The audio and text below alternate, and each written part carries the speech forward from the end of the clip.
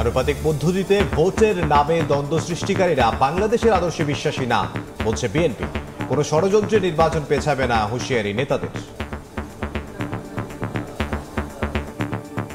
পিআরকে issue করে গণতন্ত্রের আকাঙ্ক্ষাতে যদি কেউ দ্বন্দ্ব সৃষ্টি করে, আমি বলবো তারা বাংলাদেশের আদর্শে বিশ্বাস করে। 2 দিন আগের জনসভা থেকে আমরা পিআর সংখ্যানুযায়ী যে কথা বলা হচ্ছে, এটাকে আমরা মনে করি একটা ষড়যন্ত্র, নির্বাচনকে ব্যাহত করা, নির্বাচনকে বিলম্বিত করা।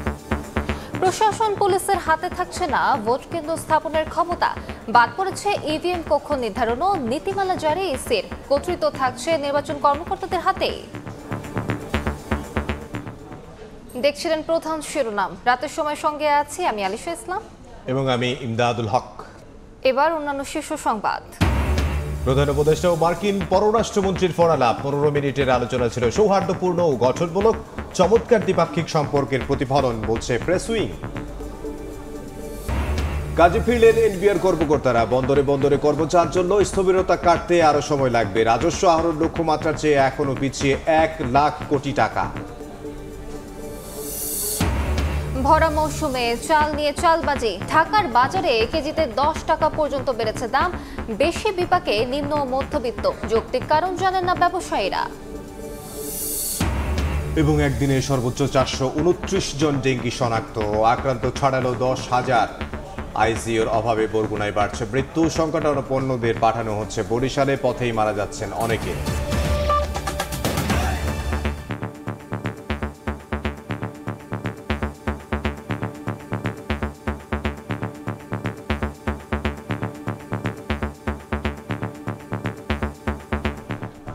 পিআর পদ্ধতিকে ইস্যু করে যারা দ্বন্দ্ব তৈরি করছে তারা বাংলাদেশের আদর্শে বিশ্বাস করে না, এমন মন্তব্য করেছেন বিএনপির স্থায়ী কমিটির সদস্য ডক্টর মঈন খান।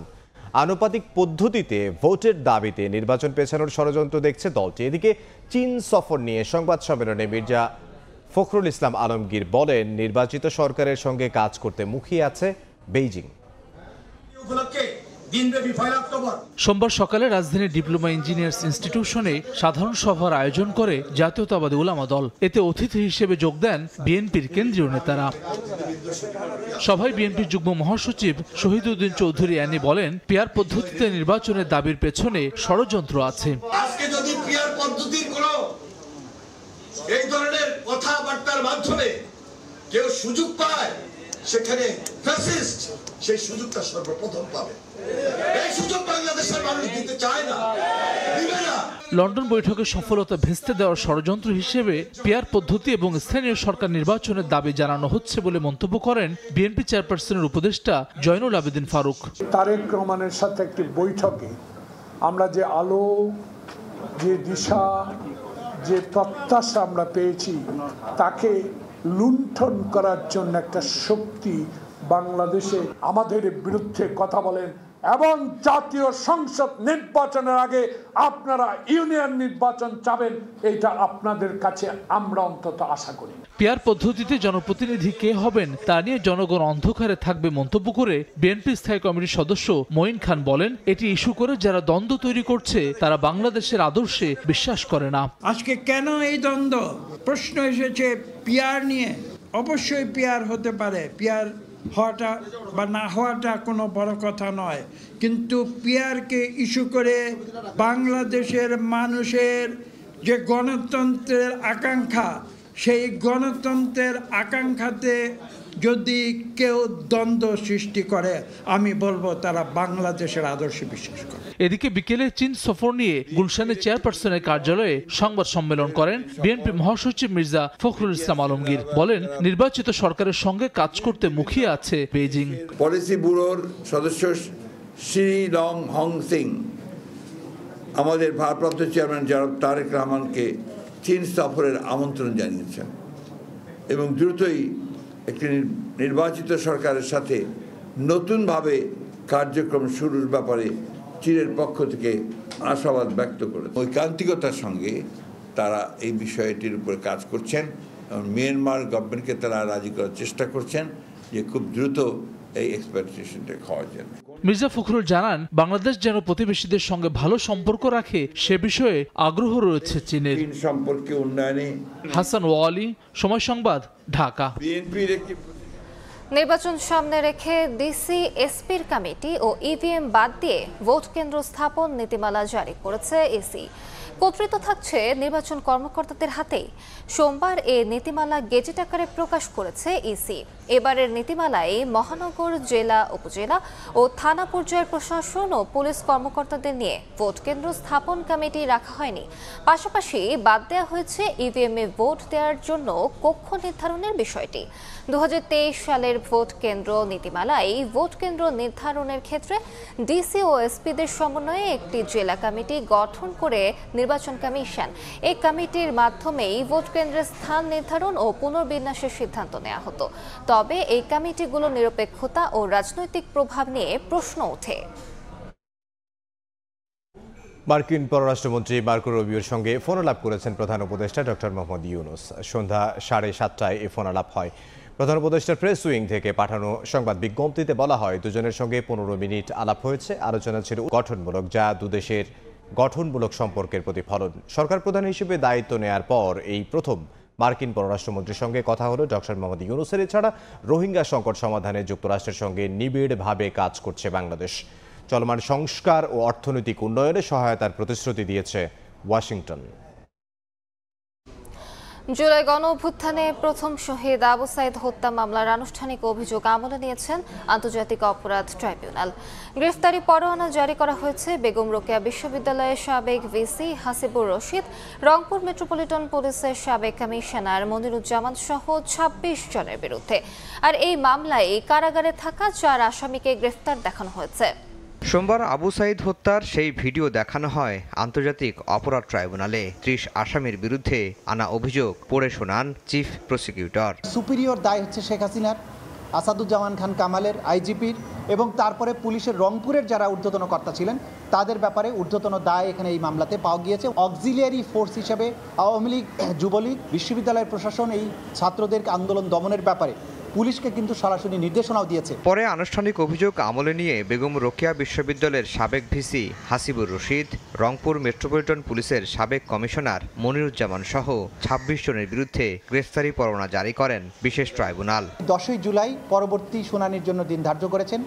ওই দিন যে 4 জন আসামি গ্রেপ্তারকৃত আছে তাদেরকে গ্রেপ্তার দেখানো পূর্বক তাদেরকে উপস্থিত করানোর জন্য জেল অথরিটিকে নির্দেশ দিয়েছেন এবং বাকি যে 26 জন আসামি আছে তাদেরকে গ্রেপ্তার করে ওই তারিখে হাজির করার জন্য আইন শৃঙ্খলা রক্ষাকারী বাহিনীর প্রতি নির্দেশ দিয়েছেন। আলোচিত এই মামলায় 4 আসামি কারাগারে রয়েছেন। তারা হলেন সরাসরি গুলি করা পুলিশ সদস্য আমির হোসেন, কনস্টেবল সুজন চন্দ্র, বেরবির সাবেক প্রক্টর শরীফুল ইসলাম ও নিষিদ্ধ ছাত্রলীগের সাধারণ সম্পাদক ইমরান চৌধুরী।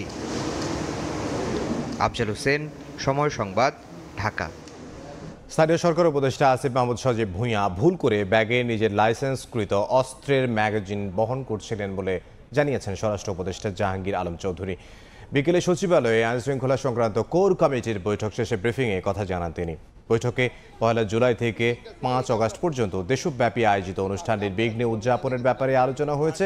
এসব অনুষ্ঠান ঘিরে নিরাপত্তার ঝুঁকি নেই বলে জানান স্বরাষ্ট্র উপদেষ্টা। এ সময় প্রশ্নের জবাবে তিনি বলেন, উপদেষ্টা আসিফের কাছে অস্ত্র ছিল না। বয়স অনুযায়ী তিনি অস্ত্রের লাইসেন্স পেতে পারেন কি না জানতে চাইলে এই বিষয়ক আইন সম্পর্কে জানা নেই বলে জানান স্বরাষ্ট্র উপদেষ্টা।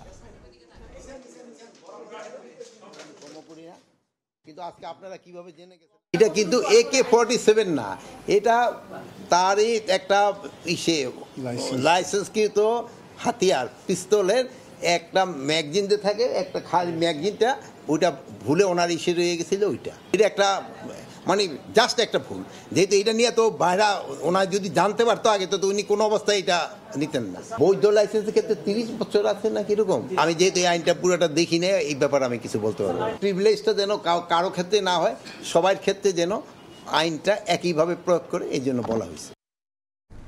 সব কর্মসূচি প্রত্যাহার করে কাজে ফিরেছেন এনবিআর কর্মকর্তা কর্মচারীরা। কাজে ফেরায় কর্মীদের ধন্যবাদ জানান রাজস্ব বোর্ড চেয়ারম্যান। বলেন, আন্দোলনের কারণে রাজস্ব আহরণ কিছুটা হলেও ব্যাহত হচ্ছে, গেল অর্থ বছরের চেয়ে বেশি আদায় বাড়বে, যদিও সংশোধিত লক্ষ্যমাত্রা থেকে এখনো পিছিয়ে 1 লাখ কোটি টাকার বেশি।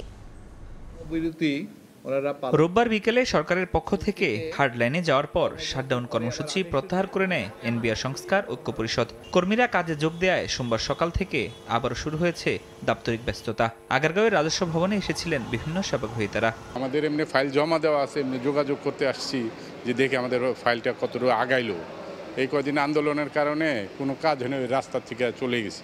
আন্দোলন তারা স্থগিত করা আছে, তো যার জন্য আজকে আবার আপিলে একটু যাচ্ছি। যদি আমাদের আপিল অর্ডারটা হয়ে থাকে তাহলে এটা গ্রহণ করব। এদিন সকালে অফিস করতে আসেন রাজস্ব বোর্ড চেয়ারম্যান, কথা বলেন সাংবাদিকদের সঙ্গে। কাজে যোগ দেওয়ায় ধন্যবাদ জানান সব স্তরের কর্মকর্তা কর্মচারীদের। সারা দেশের সবগুলো দপ্তর সংস্থাই সকাল থেকেই কাজ করছে, সম্পূর্ণ উপস্থিতি আছে। আপনাদের মাধ্যমে তাদেরকে আহ্বান জানাচ্ছি তারা যাতে করে অতীতে যেভাবে কাজ করেছে সেভাবে যেন তারা কাজ করে, ভবিষ্যতে তারা সেভাবে কাজ করবে। এ সময় তিনি জানান 2024-25 অর্থ বছরের 4,63,500 কোটি টাকা সংশোধিত লক্ষ্যমাত্রার বিপরীতে সোমবার সকাল 10টা পর্যন্ত রাজস্ব বোর্ড আদায় করেছে 3,60,922 কোটি টাকা। আজকে যেগুলো ট্রেজারিতে জমা হবে সেটার রিপোর্ট হয়তো আমরা কালকে পাবো। এর বাইরে আমাদের কিছু বিশেষ করে গভর্নমেন্ট প্রজেক্টগুলোতে যেটা যেই ট্যাক্স এবং ভ্যাট যেটা বিল থেকে যেটা আদায় হয় সেটার একটু সমন্বয়ের জন্য কিছু সময় লাগে। গতবারের চেয়ে বেশি হবে এটা নিশ্চিত, কিন্তু আমরা যেরকম আশা করেছিলাম হয়তো একটু তো হোঁচট খেয়েছে এই কয়দিনের কাজকর্মে। ব্যবসা বাণিজ্য যেমন বিঘ্নিত হয়েছে, একইভাবে আমাদের রাজস্ব আদায় কার্যক্রমে হোঁচট খেয়েছে। এদিকে রাজস্ব আদায়ের লক্ষ্যে অর্থ বছরের শেষ দিন সন্ধ্যা 6টা পর্যন্ত সকল ব্যাংকের শাখাগুলো খোলা রাখার নির্দেশ দেয় বাংলাদেশ ব্যাংক। ফরহাদুর রহমান, সময় সংবাদ, ঢাকা। এদিকে এনবিআর কর্মীদের কমপ্লিট শাটডাউন কর্মসূচিতে 2 দিন বন্ধ থাকার পর বন্দরে বন্দরে ফিরেছে কর্মচাঞ্চল্য। সকাল থেকে পুরোদমে চলছে কার্যক্রম। তবে মার্চ টু এনবিআর ও শাটডাউনে ব্যাপক ক্ষতির মুখে পড়েছেন বলে দাবি ব্যবসায়ীদের। একের পর এক ট্রাক ঢুকছে স্থলবন্দরে, এরপর ছাড়পত্র নিয়ে খালাস হচ্ছে পণ্য। এনবিআরে টানা 2 দিন কমপ্লিট শাটডাউন কর্মসূচি প্রত্যাহার করায় সোমবার সকাল থেকে কাজে যোগ দেন সব কাস্টমস কর্মকর্তা কর্মচারীরা। ফলে আমদানি রপ্তানি পণ্য পরিবহন ও বন্দর থেকে খালাস পুনরায় চালু হয়। কর্মচাঞ্চল্য ফেরায় খুশি শ্রমিক ও ব্যবসায়ীরা। যতগুলা গাড়ি ঢুকে আছে সেগুলা ছাড় করার জন্য আজকে সকাল থেকে নাকি শুনলাম যে প্রত্যাহার করছে তাদের দাবি, সেই জন্য সকালে আসছি কাজ করার জন্য। কমপ্লিট শাটডাউনের কারণে আমরা 2 দিন থেকে কোনো কাজ করতে পারিনি।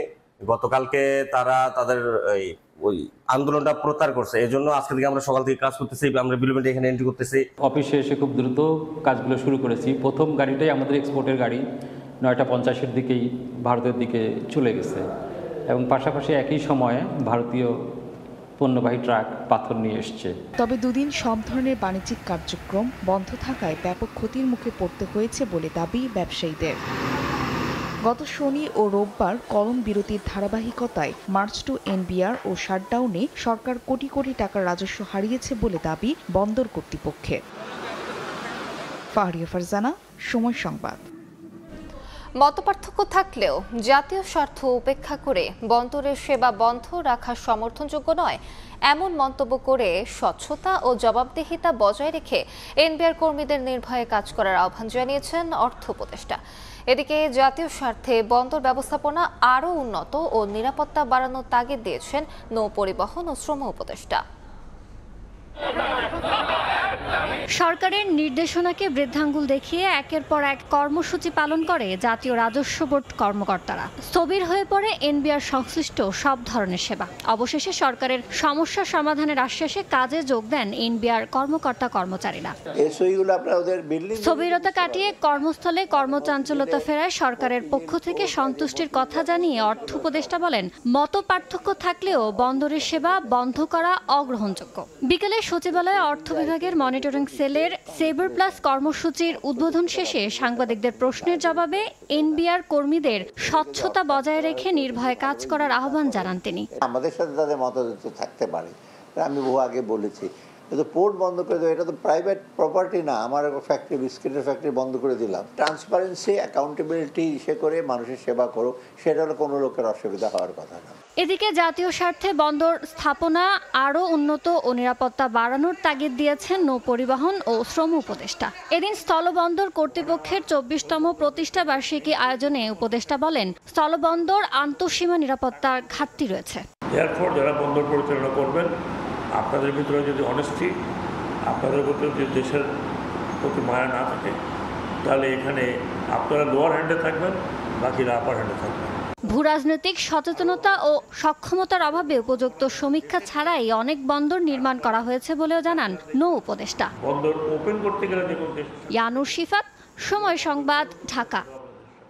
অনিয়মের অভিযোগে আওয়ামী লীগ আমলে নেয়া ৩৭টি সৌর বিদ্যুৎ কেন্দ্র নির্মাণ প্রকল্প বাতিল করেছে অন্তর্বর্তী সরকার, যেখানে $৬ বিলিয়ন বেশি বিনিয়োগ করেছে চীন, ভারত, সিঙ্গাপুর সহ ১৪টি দেশ।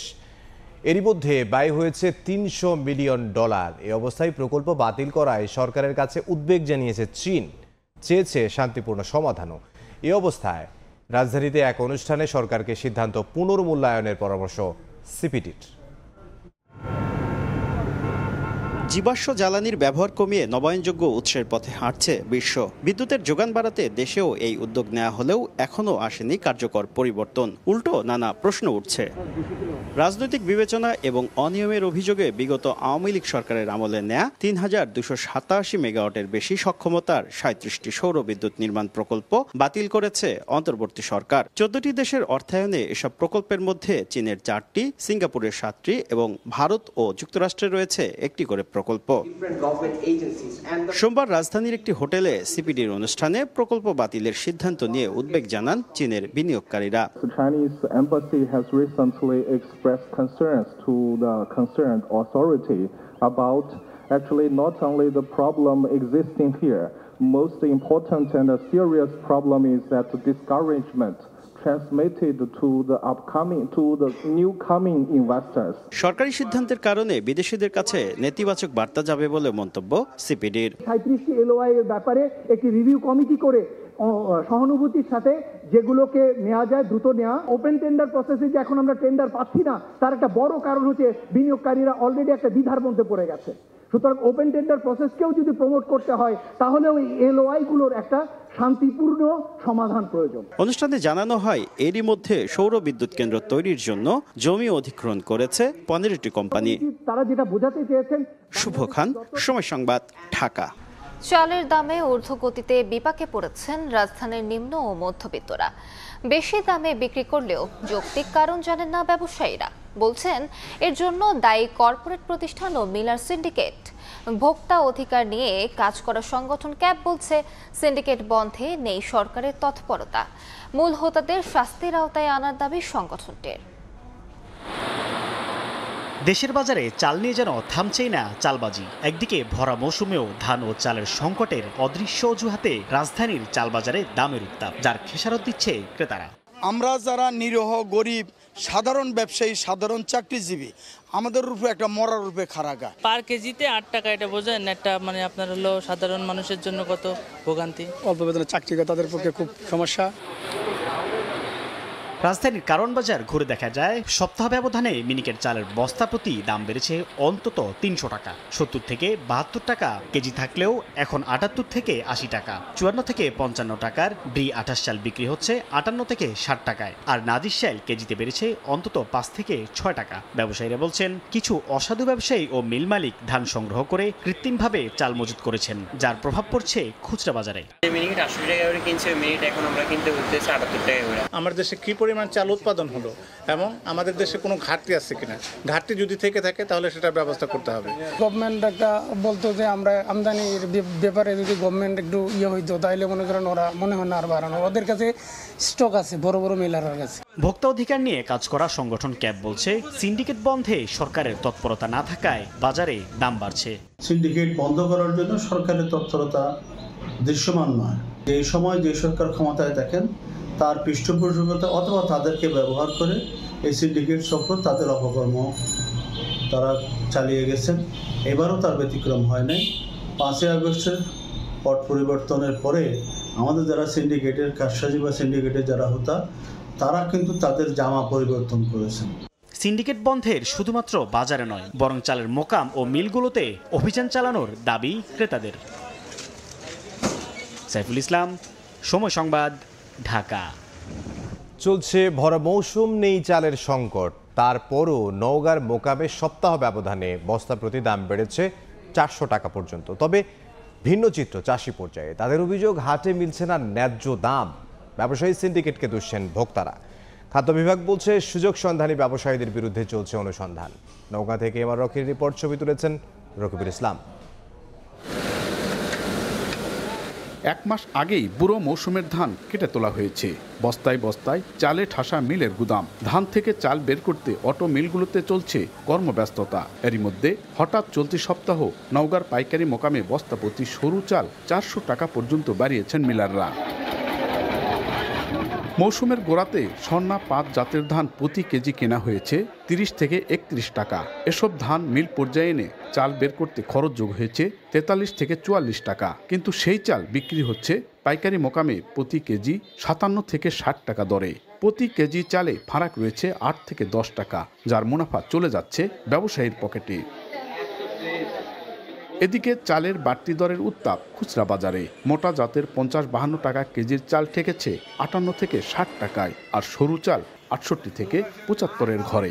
আইবের দূরত্ব তৈরি হয় চাল কিনতে এসে হিসাব মিলাতে হিমশিম ক্রেতারা। আয়ের চেয়ে ব্যয় বেশি হয়ে যাচ্ছে, এখন সিন্ডিকেট হচ্ছে, চাল স্টক তুলছে, চালের দাম বেশি। 5 কেজি চাল কিনতে গেলে আপনার মনে করেন যে 40-50 টাকার মতো বেশি লাগতেছে। কেজি প্রতি 8 টাকা 10 টাকা বেড়ে গেছে। চালের দর বৃদ্ধির জন্য মজুত প্রক্রিয়ায় মিল পর্যায়ে অধিক মুনাফা হাতিয়ে নেওয়ার কৌশল দাবি খুচরা ব্যবসায়ীদের। যারা মজুদদার এরাই বাড়াচ্ছে, তাছাড়া বাড়বে কি জন্য? ঈদের পরেই 300-400 টাকা পড়ছে একটা বস্তার 50 কেজি চালের। হঠাৎ করে চালের দাম বাড়ার কারণে বাজারে একদম ক্রেতা শূন্য হয়ে গেছে। এদিকে চালের বাজারে লাগাম টানতে জেলার মিলগুলোতে খাদ্য বিভাগ চালাচ্ছে মজুদ বিরোধী অভিযান। বাজারগুলো আছে, বড় বড় যে গুদাম আছে এবং অন্যান্য যে রাইস মিলগুলো আছে, আমাদের টিম যারা আছে মাঠে কাজ করতেছে, তারা তথ্য সংগ্রহ করতেছে। সেই মোতাবেক আমরা পরবর্তীতে আরো ব্যবস্থা আমাদের জারি থাকবে। আর ব্যবসায়ী নেতারা দেখাচ্ছেন নানা অজুহাত। খুচরা ব্যবসায়ীরা যেটা বলছে সেটা সঠিক না। ধানের দাম বৃদ্ধি পাওয়ার কারণে মূলত চাউলের দাম বৃদ্ধি পাচ্ছে। গেল বুড়ো মৌসুমে জেলায় 12 লাখ মেট্রিক টন ধান থেকে চাল উৎপাদনের লক্ষ্যমাত্রা ধরা হয়েছে 8,60,000 মেট্রিক টন। এমআর রকি, সময় সংবাদ, নওগাঁ। মিরপুরে ক্রিকেট বোর্ডে পরিচালনা পর্ষদের সভা শেষে কথা বলছেন বিসিবির সভাপতি আমিনুল ইসলাম বুলবুল। আমরা সরাসরি যাচ্ছি তার কাছে। অ্যাজ অর্গানাইজেশন তৈরি করব। সো এই জায়গাটায় আজকে আমরা প্রথম আমাদের একটা অর্গানোগ্রাম সেট করলাম, যে অর্গানোগ্রামটায় কারেন্ট যেই রোলগুলো আছে সাথে সাথে নতুন কিছু রোল প্লাস সেটার কার্যক্রম কিভাবে হবে, রিপোর্টিং কিভাবে হবে, কিভাবে এই চেঞ্জগুলো আসবে, কিভাবে স্ট্রাকচারগুলো আমরা রেডি করব, আমরা কিভাবে এই টোটাল ম্যানেজমেন্টটা আমরা রান করব, সেটা নিয়ে সর্বসম্মতিক্রমে আমরা রাজি হয়েছি এবং সেটা নেক্সট স্টেপের জন্য আমরা এগিয়ে চলেছি। সেটা হচ্ছে যে আমাদের বাংলাদেশ ক্রিকেট বোর্ডের রিস্ট্রাকচার এবং আমরা ওভারঅল আমাদের যে অর্গানোগ্রাম আছে সেটা নিয়ে আমরা একটা এফেক্টিভ এবং স্ট্রং গভর্নেন্স যেখানে থাকে সেটা নিয়ে আমরা কাজ করছি। সেটা আমাদের ওই ট্রিপল সেঞ্চুরি প্রোগ্রামের একটা অংশ। আমাদের সেকেন্ড ডিসকাশন হয়েছে যে আমরা একটা players award night, BCB award night করব। অ্যান্ড এটা আমাদের প্রেসিডেন্ট সাহেবের আইডিয়া, বহু বছর আগে হয়েছিল, এটা বন্ধ হয়ে গেছে। নট প্লেয়ার্স, ইভেন আপনাদেরও গ্রাউন্ডসম্যান, এভরিবডি, উনি। হ্যাঁ, তো এটাই আমাদের ওই প্রোগ্রামেরই একটা অংশ, হাই পারফরমেন্স ফর অল এই প্রোগ্রামটার নাম। তার নিচে হচ্ছে প্লেয়ারদের মনোবল বৃদ্ধি করা বা তাদের কনফিডেন্স বিল্ড আপ করার জন্য আমরা, এবং যারা ক্রিকেট সংশ্লিষ্ট যারা আছেন সকলের মনোবল বৃদ্ধি করার জন্য আমরা একটা প্লেয়ার্স ক্রিকেট অ্যাওয়ার্ড নাইট করব এবং সেটা আমরা কন্টিনিউ করব 1 বছরের জন্য না। প্রথমে আমরা একেবারে অ্যাটলিস্ট একটা কন্ট্রাক্টে আসবো বা একটা টেমপ্লেটে আসবো, কীভাবে আমরা এই পুরস্কারগুলো দিব সেটা আমরা একটা 4 বছর বা 5 বছর এটা প্ল্যান করছি। আমি একটা জিনিস বলতে ভুলে গিয়েছিলাম, যেটা এর আগে ছিল, স্ট্রেনথেন যে আমাদের অর্গানাইজেশন, তার প্রথম যে কাজটা করেছি আমরা সেটা হচ্ছে যে আমরা কানেক্ট অ্যান্ড গ্রো যে প্রোগ্রামটা, তার আন্ডারে আমরা 25 বছরের টেস্ট পূর্তি পালন করলাম এবং এর একটা অংশ ছিল, আমরা তো শুধুমাত্র টেস্ট 25 বছরের টেস্টের আলোচনা আমরা 20 যেটা সিলভার জুবিলি উদযাপন করলাম, বাট উদযাপনের মাধ্যমে আমরা আমাদের ট্রিপল সেঞ্চুরি একটা প্রোগ্রাম হচ্ছে কানেক্ট অ্যান্ড গ্রো। সো ওটার নামমাত্র গিয়ে আমরা সমস্ত বাংলাদেশের যে 7টা বিভাগ আছে 7টা বিভাগে কিন্তু আমরা সেখানে এই যে আমাদের যে ডিসেন্ট্রালাইজেশনের যে লঞ্চ প্যাড, এটা সফট লঞ্চ প্যাড নিয়ে গিয়েছি এবং সেখানে আমরা যে কাজটা করেছি যে আমরা ভিজিবিলিটি টেস্ট করেছি যে সেখানকার বিভাগীয় কমিশনার, ডিস্ট্রিক্ট কমিশনার, তারপর যারা সরকারি কর্মকর্তা আছে, জেলা ক্রীড়া সংস্থা, তাদের সাথে আমরা ইনিশিয়াল একটা বৈঠক করেছি যে কীভাবে আমরা ডিসেন্ট্রালাইজেশনটা করতে পারি।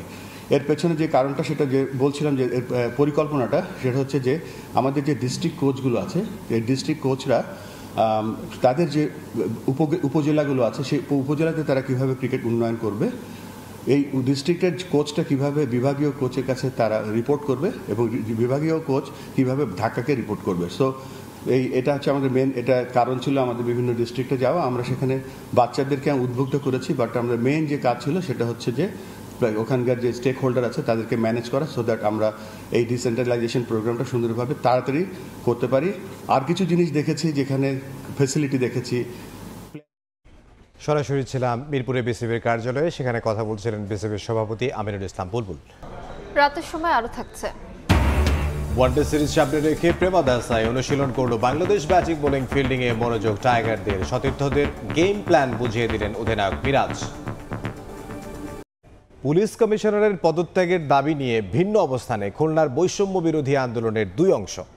একাংশ বলছে তারা এই আন্দোলনের সঙ্গে নেই, আরেক অংশ বলছে দাবি আদায় না হওয়া পর্যন্ত আন্দোলন চলবে। তানজিম আহমেদের সঙ্গে নিয়ে বেল্লাল হোসেন সজলের প্রতিবেদন, ছবি তুলেছেন আব্দুল হালিম। বৃষ্টি উপেক্ষা করে খুলনা মেট্রোপলিটন পুলিশ কার্যালয়ের সামনে চলছে বিক্ষোভ কর্মসূচি। পুলিশ কমিশনারের পদত্যাগের এক দফা দাবিতে ছাত্র জনতার ব্যানারে সরব বৈষম্য বিরোধী ছাত্র আন্দোলনের একাধিক শীর্ষ নেতা। কিন্তু 2 ঘন্টা আগে দুপুরে খুলনা প্রেস ক্লাবে আন্দোলনের সঙ্গে বৈষম্য বিরোধী ছাত্র আন্দোলন সহ জুলাই আন্দোলনে যুক্ত থাকা সংগঠনগুলোর কোনো সম্পৃক্ততা নেই বলে দাবি করে আরেকটি অংশ।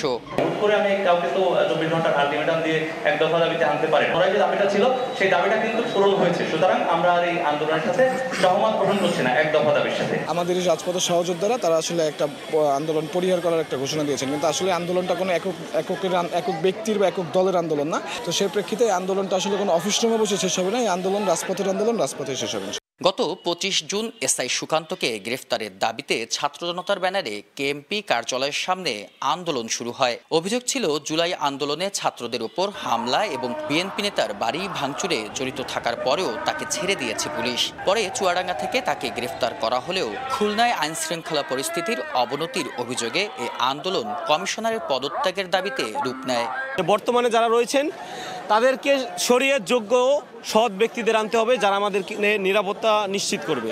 আমাদের দাবি সুকান্তর দৃষ্টান্তমূলক শাস্তি এবং পুলিশ কমিশনার জুলফিকার হায়দার আওয়ামী লীগের দোসর তার পদত্যাগ। যারা জুলাই আগস্টে সম্মুখ সারির যোদ্ধা ছিল তারাই এই কর্মসূচি চালিয়ে নিচ্ছে এবং এই পুলিশ কমিশনারের পদত্যাগ না হওয়া পর্যন্ত, অপসারণ না হওয়া পর্যন্ত আমাদের এই কর্মসূচি চলছে এবং কর্মসূচি চলবে। তবে অপর অংশের দাবি কাউকে টিকিয়ে রাখা বা নামানোর উদ্দেশ্যে এই আন্দোলন শুরু হয়নি, কিন্তু বর্তমানে গুটি কয়েক সহযোদ্ধাকে ব্যবহার করে একটি বিশেষ মহল আন্দোলনকে ভিন্ন খাতে প্রভাবিত করতে চাইছে। গুটি কয়েক সহযোদ্ধাদের ব্যবহার করে একটি বিশেষ স্বার্থান্বেষী মহল কিংবা দুষ্কৃতিকারী কিনা আমরা জানি না, উক্ত আন্দোলনকে ভিন্ন খাতে প্রভাবিত করার চেষ্টা করেছে, যার দায়ভার কোনোভাবেই জুলাই আন্দোলনের সক্রিয় অংশগ্রহণকারী ছাত্র জনতা না। 5 দিন ধরে চলা এই আন্দোলনে বিএনপি সহ বিভিন্ন রাজনৈতিক দলের নেতাকর্মীদের সরব উপস্থিতি দেখা গেছে। বেল্লাল হোসেন সজল, সময় সংবাদ, খুলনা। ছাত্র সংসদ নির্বাচন বানচাল করতে ষড়যন্ত্র করছে একটি গোষ্ঠী, এই অভিযোগ করে ইসলামী ছাত্র শিবিরের সভাপতি জাহেদুল ইসলাম বলেছেন, কোনো চক্রান্তই মেনে নেবে না ছাত্র সমাজ। বিকেলে ঢাকা বিশ্ববিদ্যালয়ের মধুর ক্যান্টিনে জুলাই অভ্যুত্থানের বর্ষপূর্তি উপলক্ষে মাসব্যাপী কর্মসূচি ঘোষণা ও ছাত্র সংসদ নির্বাচন নিয়ে সংবাদ সম্মেলনে এসব কথা বলেন তিনি। বলেন, সচিবালয় সহ দেশের গুরুত্বপূর্ণ স্থানে পতিত স্বৈরাচার সরকারের আস্থাভাজনরা বসে থাকায় প্রত্যাশা অনুযায়ী দেশ পরিচালিত হচ্ছে না। এ সময় জুলাই সনদের দাবিতে সরকারকে চাপে রাখার পাশাপাশি অন্য সংগঠনগুলোকে নিয়ে আন্দোলনে যাওয়ার হুঁশিয়ারি দেন ছাত্র শিবির সভাপতি। পরে ৩৬ দিনব্যাপী জুলাই অভ্যুত্থানের বর্ষপূর্তি পালনে ১১ পদক্ষেপ ঘোষণা করা হয়। প্রশাসন ছাত্র সংসদ নির্বাচনের আয়োজন করতে আগ্রহ দেখালেও একটি গোষ্ঠী নির্বাচনকে বানচাল রকম ষড়যন্ত্র করছে। বিভিন্ন ক্যাম্পাসে ককটেল বিস্ফোরণ, ভয়ভীতি প্রদর্শন সহ অস্থিতিশীল পরিস্থিতি তৈরির চেষ্টা করছে। জুলাই অভ্যুত্থানকে বিজয় ও বিপ্লবে রূপান্তর করতে প্রয়োজন জুলাই ঘোষণাপত্র, যেখানে জুলাই আন্দোলনের শহীদ, আহত, বঙ্গত্ব বরণকারী ও অংশগ্রহণকারী সকল পক্ষে স্বীকৃতি প্রদান করতে হবে। ডেঙ্গুতে দেশে মৌসুমের সর্বোচ্চ আক্রান্ত ৪২৯ জন। বরগুনায় ডেঙ্গুতে আরও একজনের মৃত্যু হয়েছে। মৃতের সংখ্যা বেড়ে দাঁড়িয়েছে ২৬ জনে। আর নতুন ৭৭ জন। জেলায় মোট আক্রান্তের সংখ্যা দাঁড়িয়েছে ২,৯৩৫ জনে। নতুন আক্রান্তদের মধ্যে বরগুনা সদর উপজেলার ৬৫ জন, বেতাগী উপজেলায় ১ জন, পাথরঘাটা উপজেলায় ৫ জন এবং তালতলী ও আমতলী উপজেলায় ৩ জন করে আক্রান্ত হয়েছেন। ডেঙ্গুতে আক্রান্ত হয় যিনি মারা গেছেন তার নাম নিসার উদ্দিন। তিনি বেতাগী উপজেলার বাসিন্দা। ঢাকায় চিকিৎসাধীন অবস্থায় মারা যান তিনি। এছাড়া জেলায় ডেঙ্গুতে আক্রান্ত হয়ে চিকিৎসাধীন আছেন ২২২ জন। অন্যদিকে জেলায় ডেঙ্গুতে আক্রান্ত হয়ে মারা যাওয়া ২৬ জনের মধ্যে ২৩ জনের বাড়ি বরগুনা সদর উপজেলায় এবং ১ জনের বাড়ি পাথরঘাটা উপজেলায় এবং ২ জনের বাড়ি বেতাগী উপজেলায়। আইসিইউ না থাকায় ডেঙ্গির হটস্পট বরগুনায় বেড়েই চলেছে মৃত্যুর মিছিল। স্থানীয়রা বলছেন, সংকটাপন্ন রোগীদের বরগুনা থেকে পাঠানো হচ্ছে বরিশালে। জরুরি মুহূর্তে পথেই মারা যাচ্ছেন অনেক রোগী। স্বাস্থ্য বিভাগের দাবি, সদর হাসপাতালে আইসিইউ ইউনিট চালুর জন্য মন্ত্রণালয়ে আবেদন করা হয়েছে। রুবেল হোসেনের ছবিতে সাইফুল মিরাজের রিপোর্ট।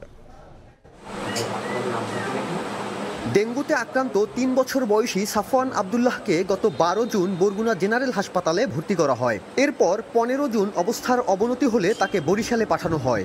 হাসপাতালের আইসিইউ সম্বলিত অ্যাম্বুলেন্সটি চালু না থাকায় সাধারণ অ্যাম্বুলেন্সে করে শিশুটিকে নিয়ে যান স্বজনরা। এরপর বরিশাল থেকে ঢাকা নেয়ার পথে সড়কেই মৃত্যুর কোলে ঢলে পড়ে সাফওয়ান। স্বজনরা বলছেন, হাসপাতালে আইসিইউ থাকলে এমনটা নাও হতে পারত। আমাদের সাফওয়ানকে যখন অবস্থার অবনতি হওয়া শুরু হয় তখন আসলে আমাদেরকে রাস্তায় অনেক সময় নষ্ট হয়েছে, যে কারণে আমরা ট্রিটমেন্ট সম্পূর্ণ করতে পারি নাই। আমাদের এখানে আইসিইউ নেই বলেই হচ্ছে রোগীদের এই পথে বিড়ম্বনা সৃষ্টি হচ্ছে।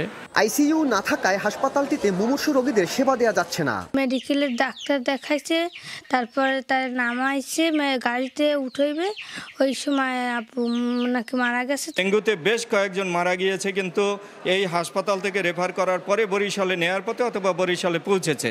তো আমাদের যদি আইসিইউ থাকতো, এখানে তাদেরকে অক্সিজেন সেবা দিয়ে, সুবিধা দিয়ে তাদেরকে কিন্তু বাঁচানোর চেষ্টা করা যেত। জনবল সংকটে আইসিইউ সম্বলিত অ্যাম্বুলেন্সটি চালানো যাচ্ছে না বলে জানান হাসপাতালের আবাসিক মেডিকেল অফিসার। আর হাসপাতালে আইসিইউ ইউনিট স্থাপনের জন্য স্বাস্থ্য মন্ত্রণালয়ে আবেদন করা হয়েছে বলছেন সিভিল সার্জন। আমার ড্রাইভার ২ জন, অ্যাম্বুলেন্স ৩টা, পর্যায়ক্রমিকভাবে ইঞ্জিন চালু রাখার জন্য প্রতিটাই চালু আছে। শুধু আইসিইউ, শুধু যন্ত্রপাতি না, যদি লোকবলও থাকে এবং পরিপূর্ণ আইসিইউ যদি সম্ভব হয়, তাহলে সামনে যে কোভিড-19 কিংবা আমাদের বর্তমানে ডেঙ্গি পরিস্থিতি, জটিল রোগীগুলোকেও আমরা সেখানে ম্যানেজ করতে পারবো। চলতি বছর বরগুনায় ডেঙ্গুতে আক্রান্ত সংখ্যা ২৯০০ ছাড়িয়েছে। মৃত্যু হয়েছে ২৫ জনের। সাইফুল মিরাজ, সময় সংবাদ, বরগুনা। ঢাকা সড়কে শৃঙ্খলা ফেরানোর পাশাপাশি দূষণ নিয়ন্ত্রণে তুলে নেওয়া হবে মেয়াদোত্তীর্ণ গাড়ি, নামানো হবে নতুন যানবাহন। এজন্য শিগগিরই ২৫০ গাড়ি কেনা হচ্ছে বলে জানান পরিবেশ উপদেষ্টা। দূষণ নিয়ন্ত্রণে অক্টোবরের আগেই রাজধানীর সব ভাঙাচোরা রাস্তা মেরামতের উদ্যোগ নেওয়া হবে বলেও জানান তিনি।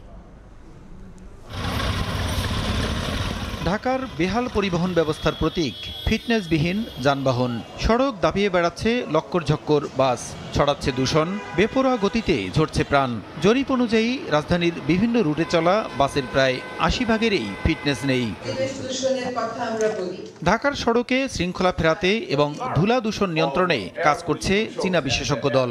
সোমবার সকালে সচিবালয়ে প্রতিনিধি দলটির সঙ্গে মত বিনিময় করেন পরিবেশ উপদেষ্টা।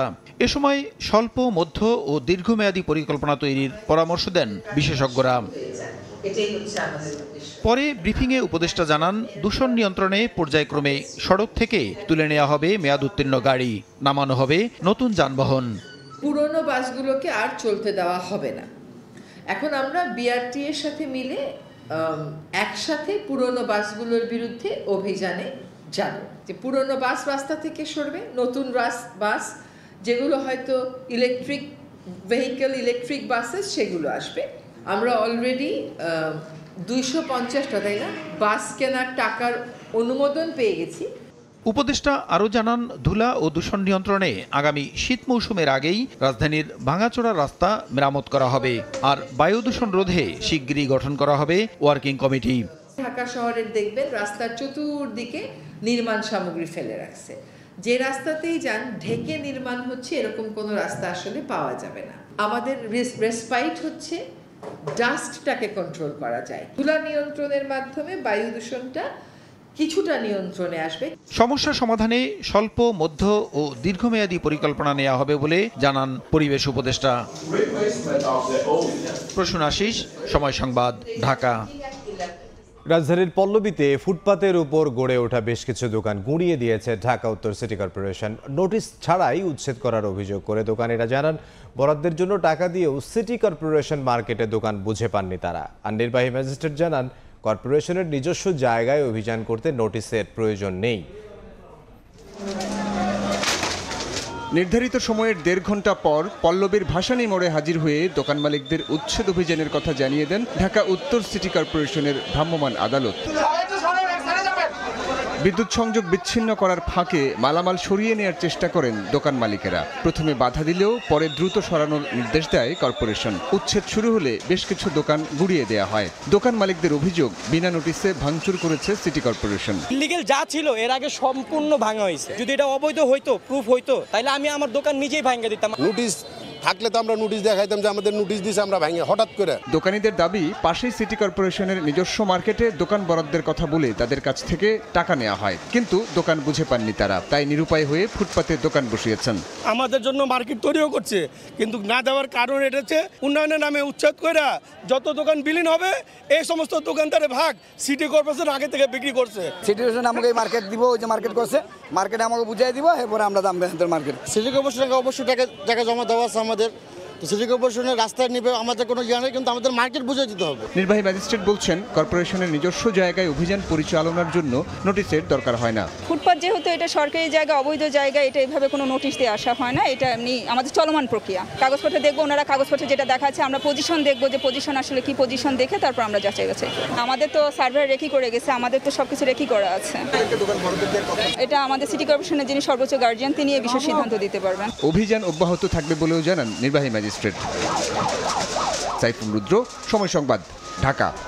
নিয়ন্ত্রণে আসছে না পাকিস্তানের বন্যা পরিস্থিতি। মৃতের সংখ্যা বেড়ে দাঁড়িয়েছে 45 জনে। নিখোঁজ রয়েছেন বেশ কয়েকজন। বন্যায় মৃতের সংখ্যা বেড়েছে ভারতের হিমাচল প্রদেশেও। প্রদেশটিতে 34 জনের মৃত্যুর খবর পাওয়া গেছে। টানা বৃষ্টিতে পাকিস্তানের বন্যা পরিস্থিতির আরও অবনতি হয়েছে।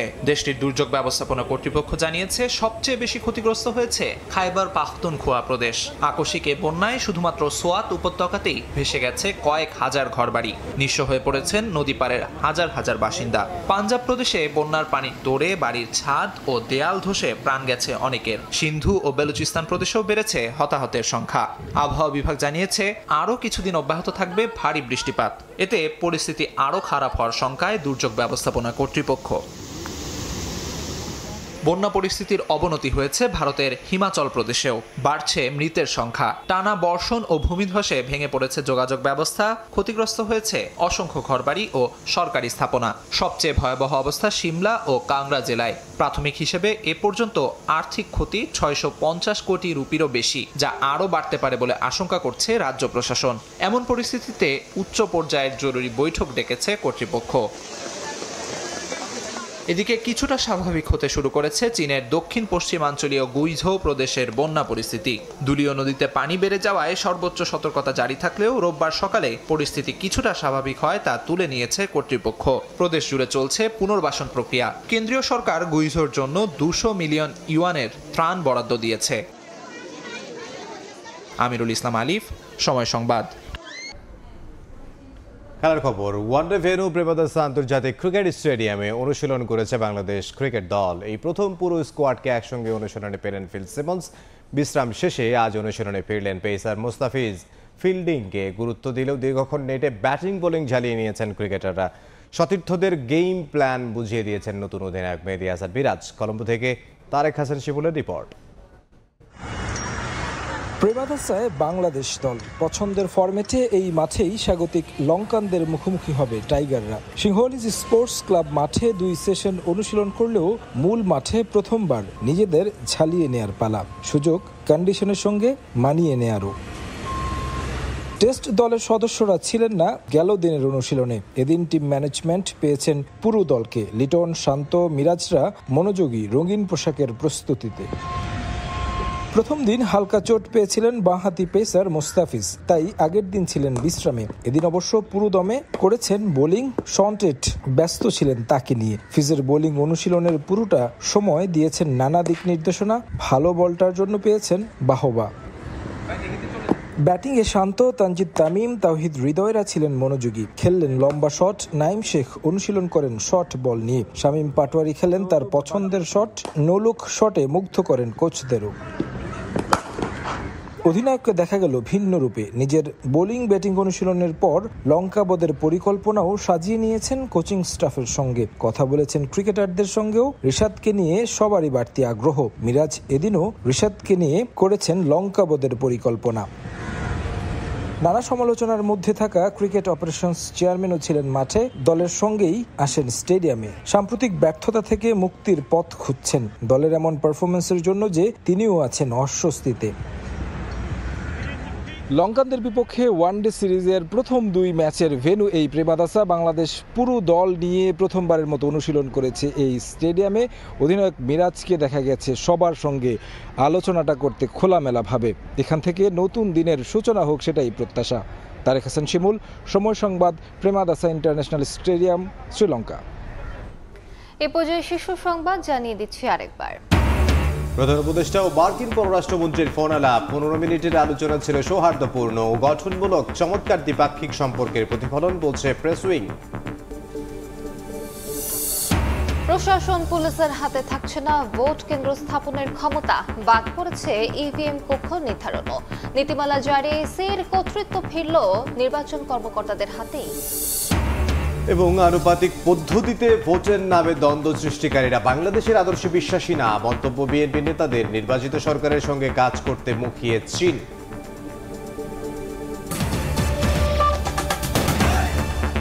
এই ছিল রাতের সময়। সঙ্গে থাকুন সময়।